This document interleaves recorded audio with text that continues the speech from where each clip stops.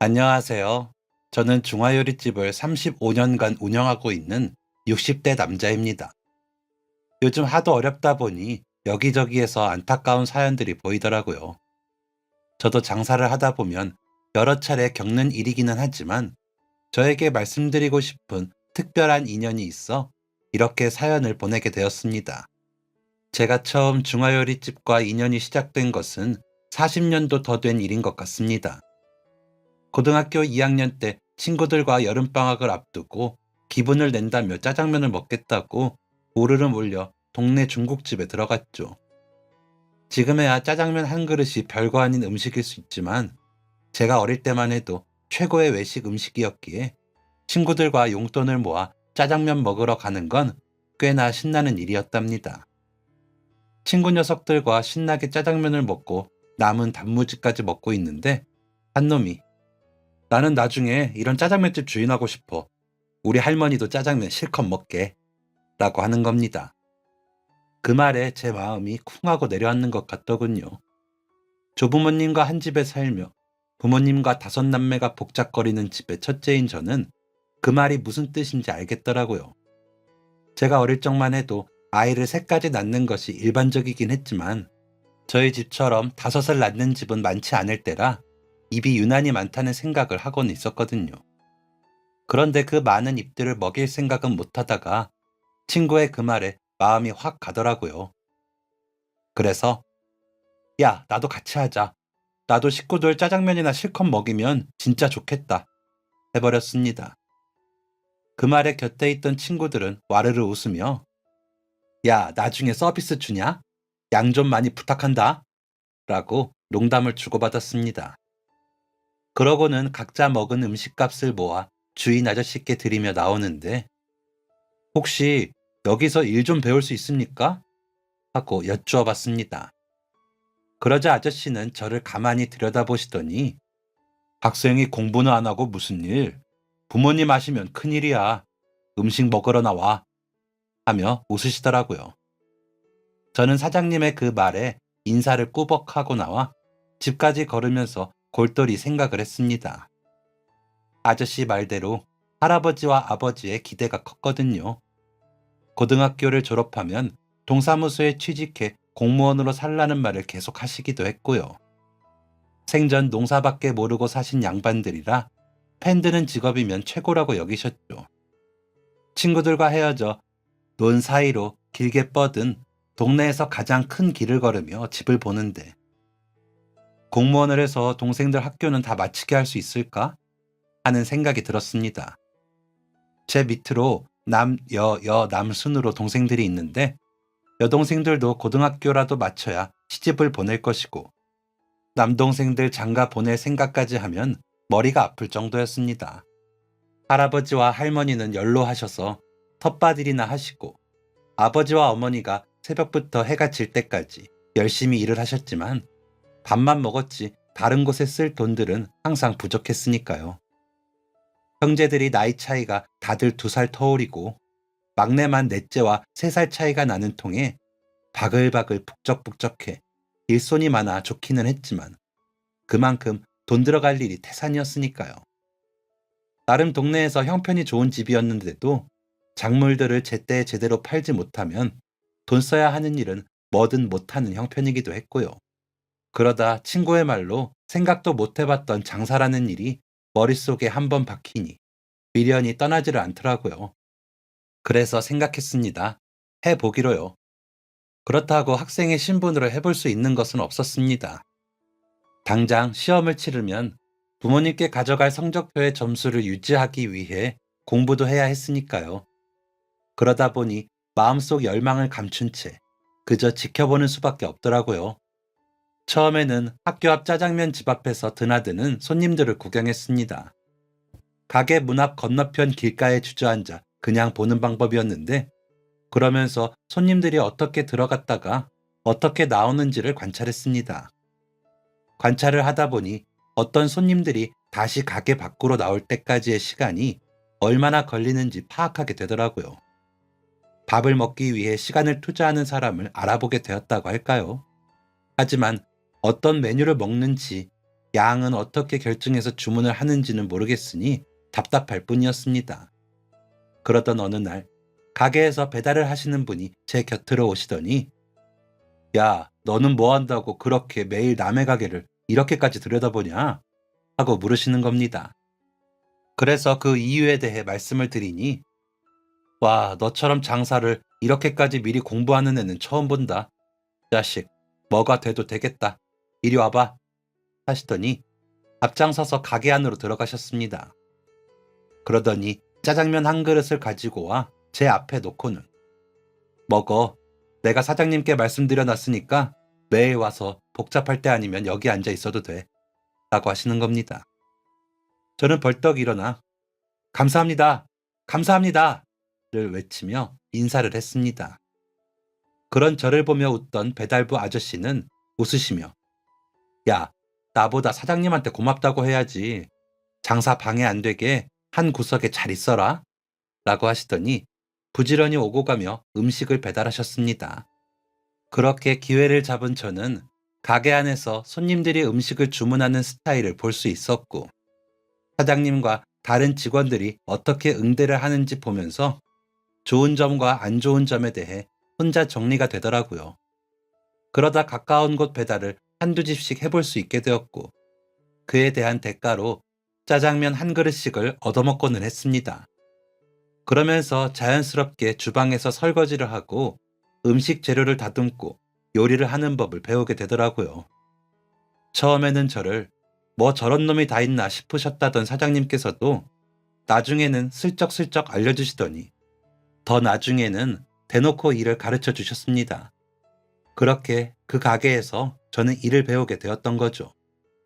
그러다 보니 점점 집에는 늦게 들어가게 되고 처음에는 짜장면 한 그릇씩 먹으며 일을 배우던 저는 어느새 돈을 조금씩 받는 대체 인력이 되었고 점점 가게 돌아가는 것에 대해 알게 되었습니다. 하지만 집에 돌아와서 피곤해 일찍 잠드는 날이 많아져서인지 공부할 시간은 없어졌고 당연히 성적은 떨어졌습니다.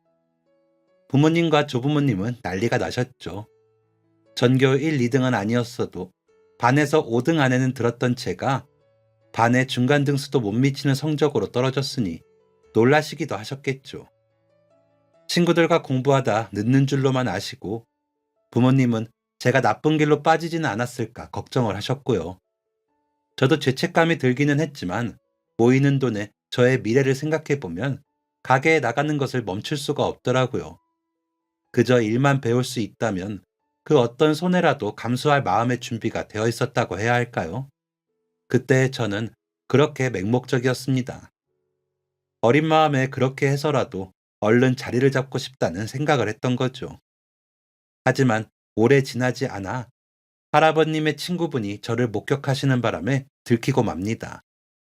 아무것도 모르고 콧노래까지 흥얼거리며 집으로 들어서는데 갑자기 뭔가가 번쩍 하더니 온몸에 우다다닥 충격이 가해지기 시작했습니다. 너 이놈의 자식이 하라는 공부는 안 하고 어디에서 뭘 하고 다니는 게야? 라며 소리를 듣고서야 아, 들켰구나 하고 알았습니다. 그래서 그저 아무 말 없이 맞았습니다.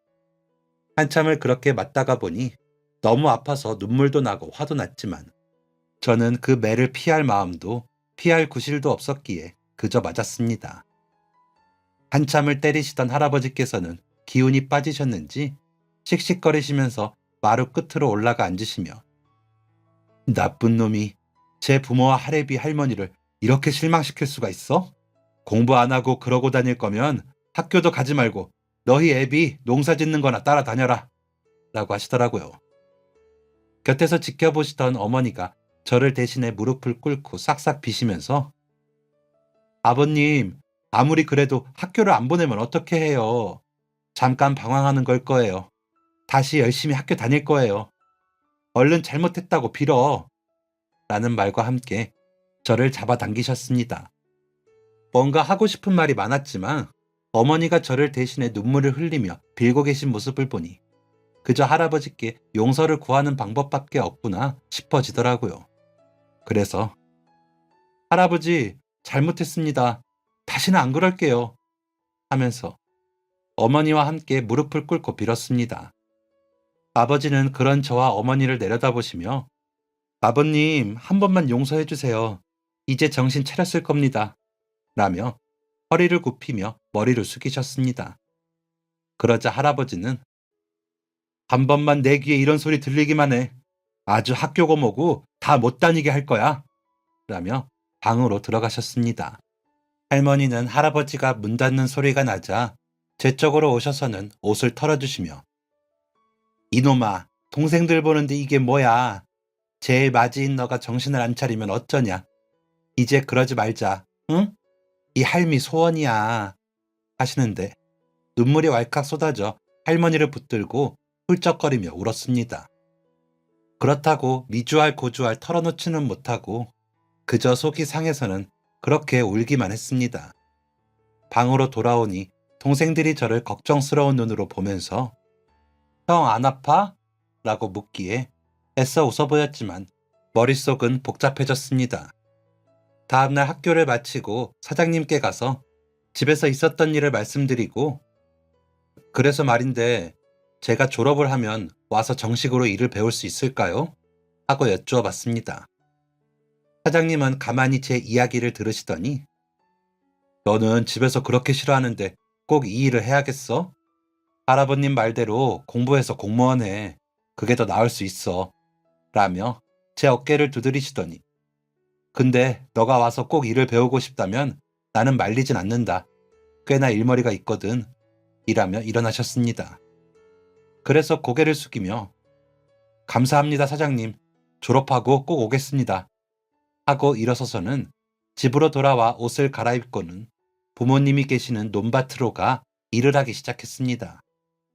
농촌에 태어나다 보면 어릴 적부터 할 수밖에 없는 일이 농사일이기에 손에 익어서인지 금방 잘하더라고요. 그런 저를 동그래진 눈으로 보시던 조부모님 부모님은 이내 인상을 쓰셨습니다. 아마도 제가 반항한다고 생각하셨겠죠. 그렇게 며칠을 제가 하는 대로 아무 말도 없이 그렇다고 일을 시키지도 않으시면서 지켜보시더라고요. 그렇게 일주일 정도 하던 어느 날 아버지가 너 공부 안 할 거야? 우리가 너 공부를 왜 그렇게 시키는지 모르겠어? 이런 거 하지 말라고 하는 거 아니냐? 어? 라며 큰 소리를 내시더라고요. 저는 그저 묵묵히 제 몫의 일을 하면서 그래서 하잖아요. 저는 공부가 원래도 취향이 아니었어요. 할아버지랑 아버지가 하라니까 그저 멀뚱히 한 거죠. 그리고 공무원 월급으로 동생들 공부시키고 시집 장가까지 어떻게 보내요? 그런데 음식 장사를 하면 장사가 안 돼도 먹이기라도 할 수 있잖아요. 라면서 차분히 제 이야기를 전했습니다. 아버지께서는 인상을 잔뜩 쓰고 내려다보시더니 그런 걱정은 하지 말고 공부나 해. 그런 걸 부모인 내가 걱정하지. 형인 너가 무슨 상관이냐? 나랑 너희 엄마가 알아서 한다. 라고 하시는 겁니다. 그게 너무 힘들어 보이시니까 하는 말 아니에요. 그래서 장사 배우려고 가서 보다가 일도 돕고 했어요. 나쁜 일 하는 것 아니에요. 라며 그간 모은 돈주머니를 내밀며 보세요. 제대로 일을 배우지도 않았는데 이만큼 돈이 있어요. 이 돈이면 동생들 신발 한 켤레씩 사주고 이번 겨울옷도 한 벌씩 사줄 수 있잖아요. 라고 말을 했습니다. 아버지는 이게 뭔가 싶으셨는지 한참을 보시다가 주머니를 열어보시고는 깜짝 놀라 저를 다시 보시더라고요. 그러시더니 야 임마 그래도 돈으로만 되지 않는 게 있다. 너가 장사를 해서 떼돈을 벌 게 아니면 어딜 가나 고생을 하고 힘든 거야. 할아버지는 너가 조금이라도 덜 힘들기를 바라시는 거지. 자식 고생하는 거 좋은 부모가 어디 있냐? 라고 하시면서 한숨을 푹 쉬셨습니다. 그러더니 돈주머니는 다시 돌려주시면서 갖고 있어. 너가 준 돈 필요 없어. 그리고 일하러 나오지도 마라. 차라리 방에서 누워 자. 일부러 너희들한테는 험한 일 안 시키려고 했는데. 라며 말을 잇지 못하고 돌아서셨습니다. 속상하셨는지 한숨을 크게 쉬시는데 어깨가 유난히 처져 보이더라고요. 세상에 어느 부모가 자식 고생시키고 싶겠습니까? 그 마음을 모르지 않았지만 그만큼 저 역시도 절실한 마음이었습니다. 부모님께 도움이 되고 싶었으니까요. 지금 돌이켜보면 서로 고생하는 모습에 마음이 아팠던 건데 그때는 왜 그렇게 말이 안 통했는지 모르겠습니다. 그저 고생하는 모습 보고 싶지 않다고 솔직하게 말하면 그만인 것을. 괜히 이명분 저명분 갖다 붙이면서 정작 중요한 말은 하지도 못하고 속상해만 했던 것 같습니다. 저는 아버지가 그렇게 돌아서서 가신 후에도 일하는 손을 멈추지 않고 일을 했습니다. 아버지는 그런 저를 보시고도 모른 척 하셨고 어머니는 발을 동동거리며 들어가라는 손짓을 하셨지만 저 역시 미동도 않고 일을 했습니다. 날이 추워져 입김이 나는데도 땀이 비오듯 쏟아졌습니다. 할 일도 엄청 많고요. 배달 일도 농사일보다는 낫다는 생각이 들더군요. 당장에 먹을 것들은 아니었지만 겨울을 지내려면 말릴 것은 말리고 묻을 것은 묻어야 했기에 정신이 없었죠. 저는 아무 말 없이 그저 일만 했습니다. 할아버지는 그런 제가 괘씸하셨는지 저만 보면 헛기침을 하시며 눈치를 주셨습니다.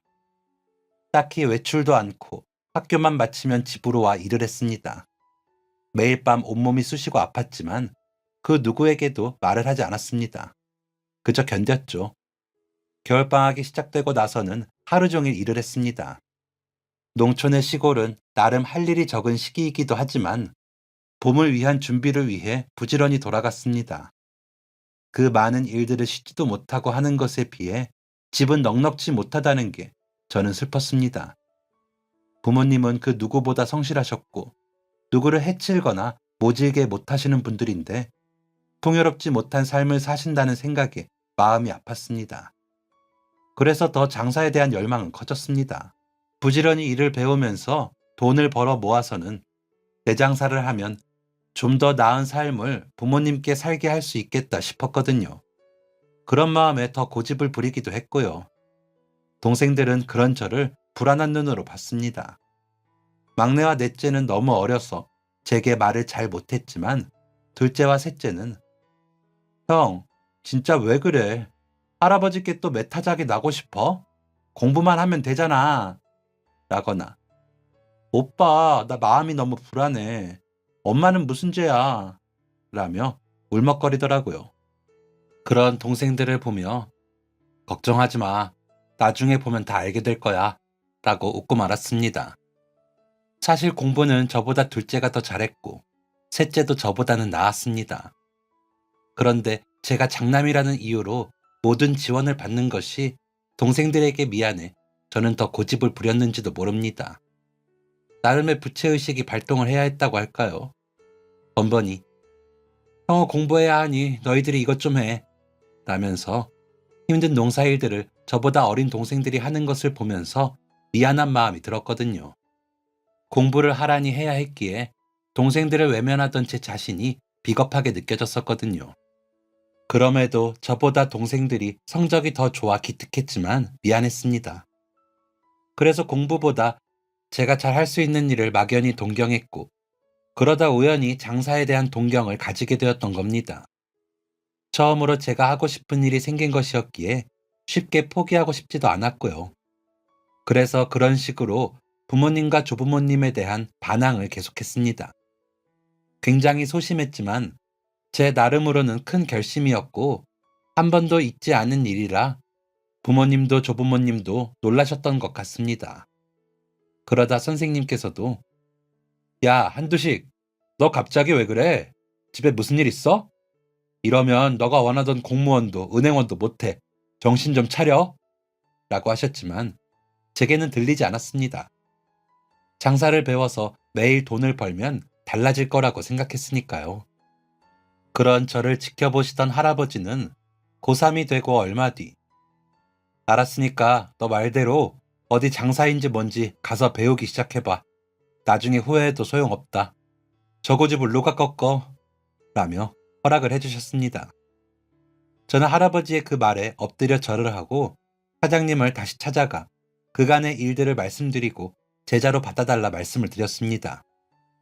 사장님은 그런 저를 보며 크게 웃으시더니 너 나중에 집안 어른들 말씀 안 들은 걸 두고두고 후회할 거다. 아무튼 약속했으니까 내일부터 학교 끝나고 와. 가족 생각하는 마음 보고 받아주는 거야. 월급은 다른 사람처럼 다 주지는 못해. 대신 내가 그동안 했던 장사 노하우 다 너 알려준다. 라고 하셨습니다. 저는 집으로 돌아가는 길에 전에 일할 때 모아놓았던 돈으로 가족들 속옷을 하나씩 샀습니다. 다 똑같은 러닝 셔츠를 사이즈만 다르게 해서요. 그러고는 하나씩 나누어 주며 앞으로 몇 년 열심히 모아서 내 가게 차리면 더 좋은 거 많이 해줄게. 우리 가족들 중화요리는 다 먹어보게 내가 열심히 배울게. 라고 웃었습니다. 부모님과 조부모님은 표정은 안 좋으셨지만 별 말씀이 없으셨고 동생들은 새 물건에 그저 좋아했습니다. 열심히 배우고 익혔습니다. 돈까지 벌게 되니 둘째 동생 학비와 셋째 동생 학비도 제가 내주고요. 부모님은 말리셨지만 제가 동생들에게 이제 형한테 받으러 와. 아직 내가 넷째랑 막내까지 책임은 못 지지만 앞으로는 그럴 거야. 그러니까 걱정 말고 공부해. 너희가 나보다 공부머리는 더 있잖니? 라고 했습니다. 그랬더니 요놈들이 더 아끼고 쓰느라 제가 돈을 내밀 때까지 용돈 얘기도 하지 않더라고요. 그래도 그 재미로 돈을 벌었습니다. 고등학교를 졸업하고 온전히 아침부터 일을 할 수 있게 되자 월급은 더 올랐고 저축도 그만큼 더 할 수 있었습니다. 어머니께 생활에 보태시라고 돈 좀 드리고 넷째와 막내까지 용돈을 조금씩 주었죠. 할아버지는 그런 저에게 공부 때려치우고 사람 노릇 못할까 걱정했는데 장남은 장남이네 라며 대견해 하셨고 할머니는 그제야 가슴을 쓸어내리시며 제 어깨를 토닥이셨습니다. 아버지는 별 말씀을 안 하셨지만 인정해 주신다고 생각했습니다. 그러다 제게도 영장이 나왔고 군대에 가게 되었습니다. 그간의 번 돈을 어머니께 맡기며 이거 가지고 애들 학교 보내고 용돈 줘요. 지금 내가 주던 것만큼 줘. 라고 했는데 제대해보니 그 돈은 쓰지도 않으셨더라고요. 사장님은 이제 제대했으니까 더 정신 차리고 일하자. 내가 아들이 없어서 너가 꼭 내 아들 같아서 하는 말인데 내가 가진 기술 가지고 서울 가서 가게 차리면 너 재벌 된다. 내가 중국인 주방장한테 배운 거라 어디 가서 뒤처지지가 않아. 알겠어? 라고 하시는데 다시 한번 귀가 번쩍 트이더라고요. 말은 제주로 가고 사람은 서울로 가라 했다고 사람 많은 서울에 가서 가게를 차리면 바로 돈을 엄청 벌 것 같다는 생각을 했거든요. 저는 다시 한번 목표를 가지고 열심히 배웠습니다. 사장님 말씀이 사장이 다 할 줄 알아야 해. 그래야 가게가 돌아가. 음식도 서빙도 배달도 다 할 줄 알아야 가르쳐서 너 사람 만들 거 아니야? 라고 하시더라고요. 그래서 가게의 모든 일들을 저는 다 배웠습니다. 그렇게 3년을 더 했을 무렵 제 주머니에는 제가 목표한 금액의 돈이 생겼습니다.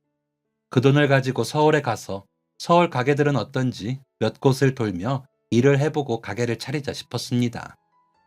시작은 작게 하더라도 장사를 하면서 늘리면 된다고 생각했죠. 서울에서 사람이 많다는 곳을 돌며 일할 곳을 찾아보겠다고 생각해 사장님께 서울 간다고 말씀을 드리니 너 그 얘기 언제 하나 싶었다. 가면서 얘도 데려가. 알지? 얘가 너 엄청 좋아한 거. 너는 영 별로냐? 하며 사장님의 딸을 가리키시더라고요. 저보다 3살이 어린 사장님의 딸은 저만 보면 얼굴이 벌개져서 숨기 바빠 그간 이야기도 제대로 나누지 못했는데 그렇게 이야기하시니 놀랐습니다. 그래서 당황하니 그 따님은 저도 열심히 도울게요. 데려가 주세요. 하는데 웃음이 나 크게 웃어버렸습니다. 내가 지금 누굴 데리고 갈 상황이 못 돼. 가서 자리 잡으면 데리러 올게. 하고 약속을 했습니다. 사실 저도 사장님 따님을 좋아하고 있었거든요. 말수가 적어 친해지기는 힘들었지만 얼굴도 곱고 말소리도 나긋나긋해 예뻐 보이더라고요. 부모님과 조부모님께 서울에 가겠다 말씀을 드렸더니 할아버지는 식을 올리고 가야 하지 않겠냐 하셔서 자리 잡고 내려와 인사시켜 드릴게요. 라고 하고는 허락을 받고 서울로 향했습니다. 도착한 그날부터 안 다녀본 곳이 없었고 맛있다고 소문난 가게, 장사가 잘 된다는 가게 다 찾아다니며 보다가 사람을 구하는 곳이 있으면 일을 하면서 그 가게의 장점에 대해 기록하고 배웠습니다. 짧게는 3개월, 길게는 6개월이란 곳이 있었죠. 그렇게 2년이 지나고 이제는 내 장사를 해야겠다 싶어 가게 자리를 알아보고 지낼 집도 알아보고 고향에 내려가 결혼을 했습니다. 2년의 시간 동안 주고받은 편지로 결혼에 확신이 생겼거든요. 비록 가게 자리는 중심가에서 좀 벗어나긴 했지만 맛과 질에 자신이 있었기에 조금만 고생하자며 다독여서 결혼을 했습니다. 저희 집에서는 너무 좋아하셨죠. 그때 제 나이가 27살 직전이었는데 그 당시로는 노총각이라 애를 태우셨거든요. 그 사이 동생들은 막내 빼고 각자 제 자리에서 돈도 벌고 여동생들은 시집도 가고 해서 제 역할을 할 만큼은 했기에 마음이 놓였습니다. 둘째는 부모님 소원대로 공무원이 되어 시청에서 일하게 되었고, 셋째는 은행에 다니다 시집을 가 조카를 임신 중이었고, 넷째는 언니 따라 은행에 들어가 다니고 있었고, 막내는 고등학생이라 제가 자리만 잡으면 서울로 데려올 참이었습니다. 그러면서도 장인어른이 되신 사장님께 한 달에 한 번은 쉬는 날마다 가서 잘 안 되는 문제들에 대해 상의하고 개선하면서 열심히 했습니다. 다행인 건지 주변에 입소문이 나서 손님들은 점점 늘더군요. 이대로만 가면 제가 생각했던 대로 동생들 뒷바라지도 하고 부모님 고생도 덜 시키고 장인어른 가게 2배로 확장시켜드린다고 약속한 거 지킬 수 있겠다 생각했습니다. 그렇게 장사를 15년 했을 때였습니다. 그 사이 조부모님이 다 돌아가시고 부모님도 점점 연로하시는지 아프신 데가 늘어 동생들이 번갈아 가며 병원에 모시고 간다기에 돈을 보내주마 했더니 형, 우리가 해. 형은 그동안 그렇게 했으면 됐어. 이제 우리도 사람 노릇해. 라며 대견한 소리를 할 때쯤이었습니다.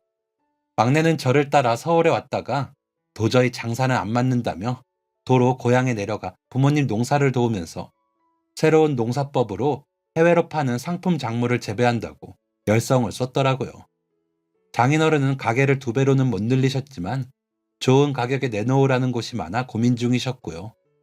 아내는 저를 따라 고생을 많이 한 덕인지 고운 얼굴에 주름이 들고 나긋나긋하던 목소리는 어느새 커지더라고요. 그래도 제 마음을 제일 많이 알아주고 제가 속상할 때 위로해주는 유일한 사람이었죠. 자식을 셋을 낳아 공부시키느라 저희는 눈코 뜰 새 없이 바빴습니다. 그렇게 매일이 비슷하지만 치열하게 흘러갔습니다. 그러던 어느 날 배달하던 친구가 배달을 하다가 사고를 당해 병원에 입원을 해 치료를 받게 되었습니다. 언덕길에서 난 사고였는데도 다행히 여기저기 긁히기만 해서 며칠 치료만 받고 퇴원을 한다기에 그 사이 동안 제가 배달을 다니게 되었죠. 오랜만에 오토바이도 타고 걸어서 뛰어서 배달을 하려니 힘이 들기도 했지만 열심히 했습니다. 다친 친구가 너무 미안해하는데 제가 열심히 하지 않아 가게에 지장을 주면 그 친구가 더 미안해할까봐요. 땀이 흘러 등을 적셔 옷이 달라붙는데도 허허허 웃으며 일했습니다. 그런데 가게에서 제법 먼 곳에서 짜장면 한 그릇을 배달해달라는 주문이 들어왔다는 겁니다. 좀 짜증이 났죠. 그 거리면 가까운 다른 곳들도 많았을 텐데 하필 여기에 시켰을까 싶어 저절로 인상이 써지더라고요. 그러자 아내가 여보, 우리 장사 처음 시작할 때 기억 안 나요? 한 그릇이라도 주문해주면 감사하다고 했었잖아요. 우리 초심 잃지 맙시다. 하는데 부끄러움이 몰려오면서 얼른 다녀올게 하고는 음식을 챙겨 배달을 나섰습니다. 그러면서도 그릇까지 가지러 오는 게 좀 번거롭다는 생각이 들기는 했죠. 주소를 따라 골목 안쪽 끝에 벽에 붙은 집 문을 두드렸더니 잠시만요 하는 목소리가 들리더니 앳된 얼굴의 여자가 문을 열더라고요. 임신 중인지 배는 불렀고 뒤에는 남자아이, 여자아이 둘이서 제 엄마 뒤에 매달려 있었습니다. 제가 음식을 내려놓자 여자는 동전을 내밀며 음식값을 동전으로 드려서 죄송해요. 돈이 이거밖에 없어서 라고 하는데 아이들이 짜장면을 내려다보며 엄마, 왜 하나야? 우리 생일인데 이걸로 나눠 먹어? 나 배고픈데 라며 우는 소리를 하더라고요. 그 말에 안을 들여다보니 지금으로 따지면 원룸이라고 불리는 것 같은 작은 방에 인형들이 막 쌓여 있고 아이들이 그 틈에 있더라고요. 징징거리며 조르는 아이들에게 엄마는 안 먹어도 돼. 미연이랑 석현이랑 먹어. 엄마가 저 인형 다 붙이면 다른 것도 사줄게. 미안해. 라고 하는데 어릴 적 동생들이 생각났습니다. 그래서 일단 동전을 받고 돌아 나오면서 가게에 전화를 해. 짜장면 3개랑 만두 대짜로 포장해놔. 내가 배달할 거야. 라고 하고는 얼른 가게로 가 다시 음식을 받아들고 문을 두드렸습니다. 여자가 문을 열고 아이들은 입에 짜장을 묻힌 채로 달려나와 저를 보기에 이거 갑자기 취소가 나서요. 아이들 생일이라고 들었는데 더 먹으라고 가져왔어요. 애 엄마도 좀 먹어야죠. 애들 낳느라 고생했는데 라며 내밀었더니 여자는 아니요. 제가 계산도 동전으로 하고 너무 염치가 없어서 라고 하면서 눈시울이 뻘개져 손을 떨더라고요. 그래서 괜찮아요. 일단 먹고 아이들도 좀 넉넉히 먹여요. 라고는 문을 닫고 나오는데 마음이 먹먹하더라고요. 그 시골에서 농사 지은 음식 말고는 잘 먹지를 못하던 어린 시절의 저희 형제들이 떠올랐거든요. 형편이 비슷한 그 친구의 말에 흔들렸던 제 마음도 떠오르면서 가슴이 벅차 오르더라고요. 할아버지 할머니께 고향에 내려가 제가 만든 음식을 해드리면 세상에서 제일 맛있다 하시며 하나도 남기지 않고 드시던 모습도 생각이 나고 동생들은 지금도 제가 해준 짜장면이 제일 맛있다며 일부러 멀리 와서 먹고 가기도 하거든요. 그 아이들에게도 그런 기억을 남기고 싶다는 생각까지 들며 가게로 돌아왔을 때 아내가 당신 무슨 일 있었어요? 왜 그래? 하더라고요. 그래서 갔던 집 이야기를 했더니 아내는 어머, 어머 하며 심각하게 듣더니 여보, 우리 그러지 말고 저녁에 장사 마무리하고 식재료 좀 챙겨서 다시 가볼까? 당신 말 들으니까 마음이 쓰이네 라고 하더라고요. 저도 그 생각에 동의해 그날 장사를 마무리하고 그 집으로 다시 갔습니다. 계세요? 아까 배달 왔던 중국집인데요. 라고 하자 아이들이 와, 아까 그 아저씨다. 감사합니다 해야지 하면서 문 앞으로 달려 나오는 소리가 들리더라고요. 문이 열리자 여자는 아까보다 더 곤란한 표정으로 제가 돈 들어오는 대로 음식값은 꼭 드릴게요. 지금은 하더니 아내의 손에 들린 식재료들을 보더니 눈물을 흘리더라고요. 아내는 침착하게 저희가 좀 들어가 봐도 될까요? 하고 물었습니다. 그러자 여자는 고개를 끄덕이며 저희를 안으로 들어가게 하더라고요. 방 안에는 아이들이 한편에서 놀고 있고 인형이 잔뜩 쌓여 있었습니다. 분명 사진에는 아이들 아빠로 보이는 앳된 남자가 있는데 집에는 보이지 않아 이상하게 생각을 했죠. 아내도 같은 생각이었는지 아이들 아빠는 아직 퇴근을 안 했어요? 라고 물으니 아이들 아빠는 지금 병원에 있어요. 퇴근하다가 회사 버스가 사고가 나서 다리 수술을 해서요. 입원 중이에요. 라고 하더라고요. 그래서 그럼 월급은 안 나와요? 라고 물으니 일당으로 나가던 회사여서요. 일을 안 하면 돈이 안 들어오죠. 저희가 같은 고아원 출신인데 같이 취업까지 나갔다가 쌍둥이를 낳는 바람에 저는 일을 못하고 남편은 더 좋은 회사로 옮겨본다고 일 배우러 일당으로 나가다가 사고가 나서요. 병원비는 회사에서 준다고 하긴 하던데 당장 먹고 살아야 해서 이렇게 인형 붙이고 있어요. 조금만 기다려주시면 돈 벌어서 음식값은 갚겠습니다. 라고 말을 하는 중에도 몇 번을 울먹이던 아이들 엄마는 어리고 여리지만 단단해 보였습니다. 아내는 그런 아이들 엄마에게 나이도 어려 보이는데 대단하네. 엄마가 대단해서 아이들도 뱃속의 아이도 야무지겠어. 우리가 음식값 받으려고 온 거 아니고 혹시나 싶어서 먹을 재료 좀 가져와 봤어요. 근데 당장 일자리가 더 급하네. 그렇죠?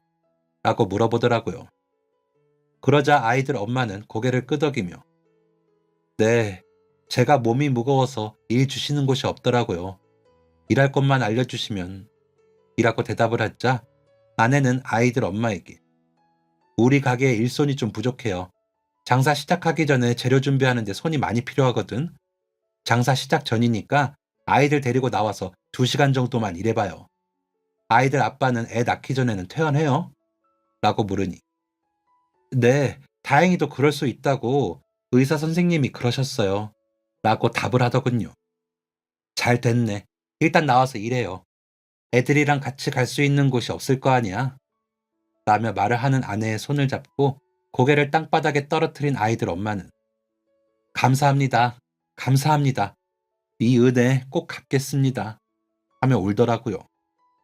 엄마가 울자 아이들도 놀랐는지 울기에 제가 안아주며 아저씨랑 내일부터 만나서 재미있게 놀자 하며 달래자 아이들은 어리둥절하며 저를 보기에 머리를 쓰다듬으며 진정시켜 주었습니다.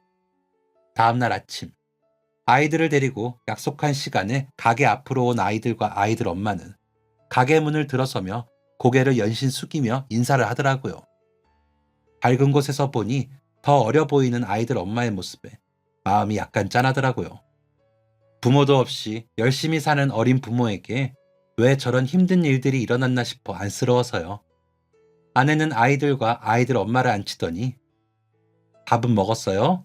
라고 묻더라고요. 안 먹었으면 밥부터 먹이려고 준비해 두었거든요. 그러니 아이들이 어제 저녁에 먹은 짜장 남은 거에 비벼서 먹었어요. 라고 대답을 하더라고요. 4살이라는데 어찌나 대답을 잘하던지 기특했습니다. 아이들 엄마는 어제 주신 음식을 조금씩 나눠서 냉장고에 뒀어요. 식재료 주신 것도 정리해두고요. 라며 웃는데 어제보다 조금은 더 밝은 얼굴이더라고요. 아내가 자존심이 상하지 않게 하려고 일부러 나와 일하라 그랬어. 보니까 누구한테 아쉬운 소리 하는 것도 어려워할 것 같아서 어린데 대단하더라. 그렇지? 라고 했던 말이 맞는 것 같았습니다. 저희에게 무엇라도 할 수 있다는 생각에 더 밝아진 것 같았거든요. 아이들 엄마에게는 손 닦는 수건을 접는 일을 맡겼습니다. 전날 세척을 해 소독을 해놓은 걸 개키는 일이 은근 손이 많이 가면서 귀찮은 일이었거든요. 그리고 영업 전 마지막 테이블 정리와 수저통 확인도 부탁했고요. 그러고는 아침부터 애썼어요. 이번 주만 일당으로 돈을 줄게요. 그리고 다음 주부터는 주급으로 주고 그래야 좀 생활이 되지 라고 했더니 다시 눈물을 끌썽이며 별로 한 것도 없는데 하는 아이들 엄마는 저희의 마음을 알아챘는지 감사합니다를 또 여러 번 하고 퇴근을 했습니다.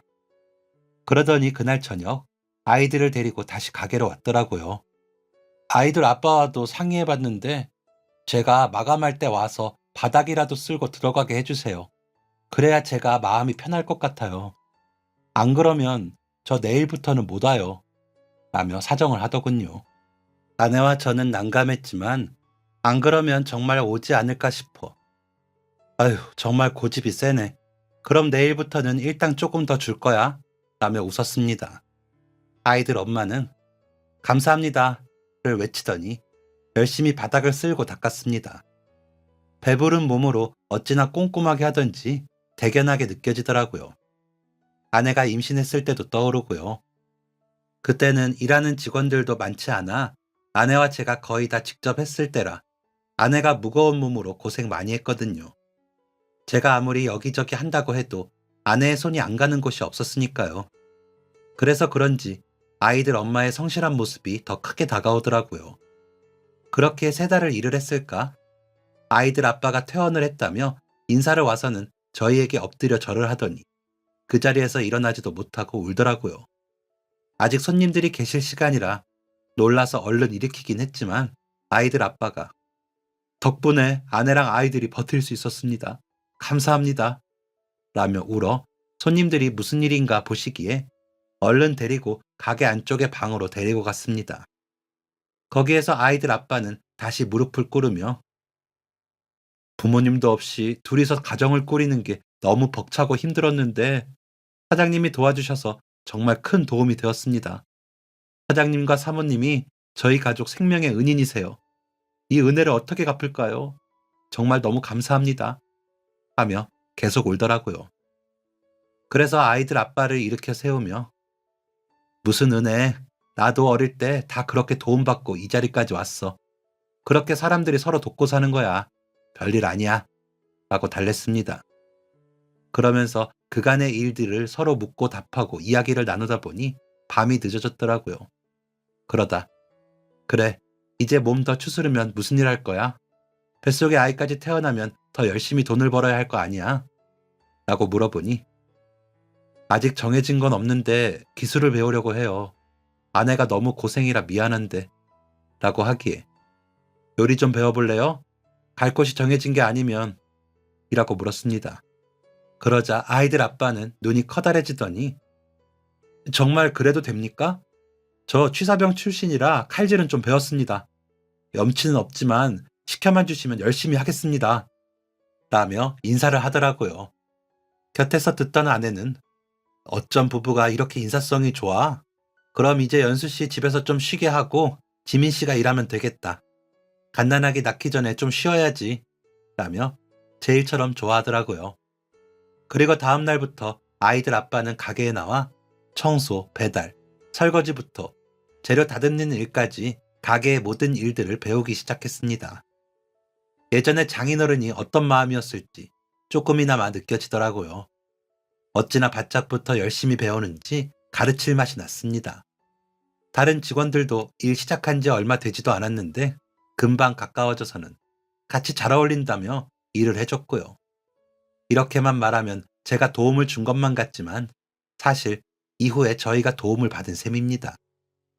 아이들 아빠가 와서 인사를 하던 날 남아있던 손님들이 소문을 내신 건지 착한 사장님이라 소문이 나서요. 손님들이 여기가 그 가게 맞죠? 하시면서 오시고 배달을 시키시는 통에 요즘 말로 돈줄이 났습니다. 애들이 엄마 아빠 착해서 돈줄 난 거지 라고 하기에 따라 써봤는데 좀 어색하네요. 아무튼 그렇게 저희 가게는 전보다 더 잘 됐습니다. 이래도 되나 싶을 정도로 잘 됐어요. 도저히 시간 내에 감당이 안 될 정도로요. 그러기를 2년이 되니 도저히 안 되겠더라고요. 그래서 한 버스 정류장 2정거장 정도 거리에 2호점을 내기로 했습니다. 직원들에게 맡아서 해볼 사람이 있나 물어보았더니 사장님, 후계자 시켜보죠. 잘할 것 같은데 잘 배웠어요. 라고 홀의 큰 이모가 그러시더라고요. 다른 직원들도 동의하고요. 다른 사람들은 워낙 오래 해서 새로 하는 데 가서 고생하는 거 부담이에요. 이제 일 막 배운 사람 시키는 게 더 나아요. 라며 아이들 아빠에게 기회를 주자 하더라고요. 그래서 매출의 몇 %를 월급으로 가져가기로 하고 시켜봤는데 너무 잘하는 겁니다. 본전보다 매출이 더 나올 때도 있고요. 그렇게 하다 보니 시간이 또 15년 정도 흘렀습니다. 지금은 3호점까지 저와 같이 운영하고 있는데 지금도 잘합니다. 코로나 때문에 흔들릴 때도 이리저리 방법을 모색하며 돌파구를 만들어준 고마운 친구입니다. 저희 아이들은 삼촌이라 부르고 그 집 아이들은 저를 큰아버지라고 부르는데 동생 하나 더 생겼다 생각하고 지내고 있습니다. 재수 씨는 여전히 물수건을 본인이 직접 관리합니다. 아내는 그냥 사서 쓰자 하는데 재수 씨가 이 일은 제 일이니까 제가 알아서 할게요 하며 웃더라고요. 저희 큰애가 그러더라고요. 엄마 아빠가 착해서 복 주려고 삼촌네를 보냈다고요. 하지만 저는 그렇게 생각하지 않습니다. 그저 제가 받은 대로 조금 나누었더니 그 나눔이 불어난 거라고 생각하거든요. 그래서 저는 죽기 전에 더 나누고 싶다는 생각을 합니다. 아내도 아이들에게 너희는 키웠으니 됐다.